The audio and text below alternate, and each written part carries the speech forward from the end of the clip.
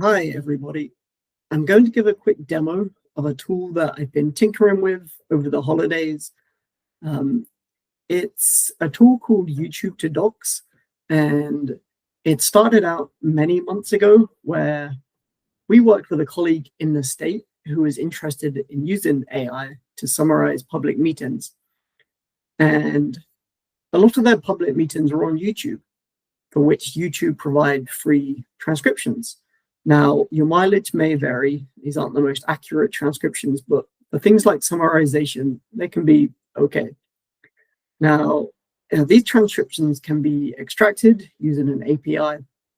And we first created a notebook where anybody who's not a technical expert could run this just by replacing the URL with the one they're interested in.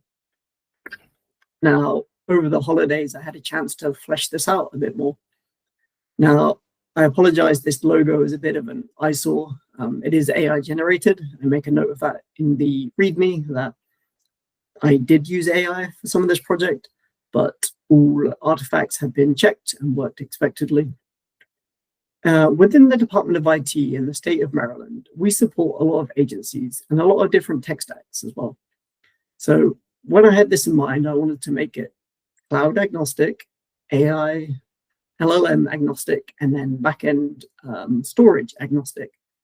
The idea is it can take YouTube videos and extract the transcript, the audio, and even generate images using AI. These can help public servants save many hours. We are coming into the 449th session just in a few weeks in Annapolis, and there's going to be hundreds, if not thousands, of public meetings of people debating the bills and people researching who said what and what are next steps. And I hope that this can be a great tool for my public sector colleagues. The simplest way to work with this is a CLI tool. And so you can, if you have a terminal on your local machine, run UVX, YouTube to Docs, -- help. And this shows you all the capabilities of this tool. It can process video IDs, URLs, playlist, channel handles, comma-separated lists. It can store to a workspace or to SharePoint or your local folder. It can use various different speech to text. If you didn't want to use YouTube just as the transcription extraction, you can use many models for summarization. It has text to speech, and you can also generate infographics from AI image models. And lastly, you can output different languages as well. Give a quick demonstration. You can run UVX, the name of the documents, and a YouTube URL.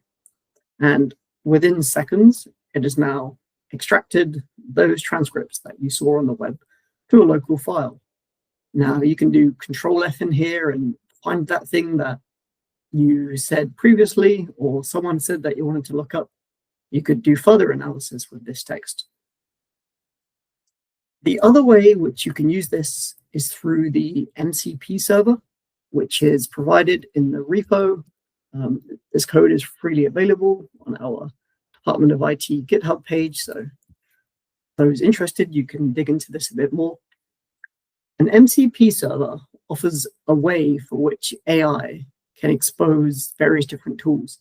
In this case, you may not need to know the underlying CLI and the different arguments. Here I can talk to it naturally and say, can you extract a transcription for just used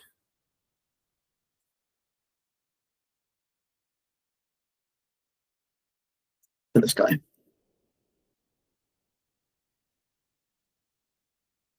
And it should ask if I want to certainly help with that. It's going to ask some questions of, do I want to summarize it? And is the default location okay? Say, no summary. Oh, location is good.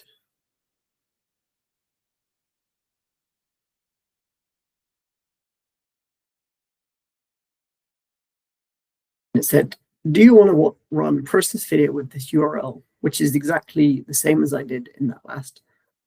And I'll allow it to do that.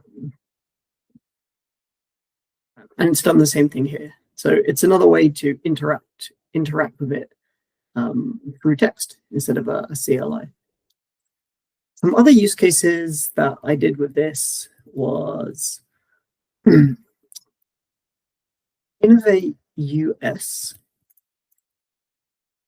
Do some really good courses and also sessions as well on AI in government, and well worth recommending these.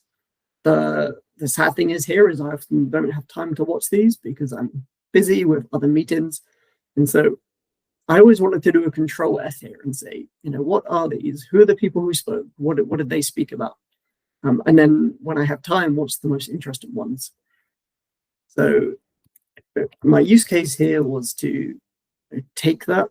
Here I used SharePoint as the backend,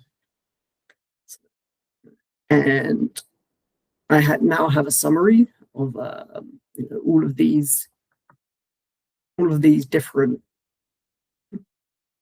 talks, and I've also got a link of these summaries, so I can come here and see what the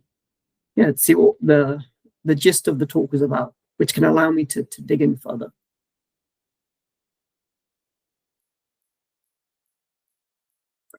Another interesting application is providing AI summaries and also audio overviews. Sorry, I can create an AI summary of a video, an infographic, which is a visual representation of that meeting with various different text and summarizations, and then lastly, an audio file to summarize or to read the AI translation. I can put those together, as I have done here, into a video file.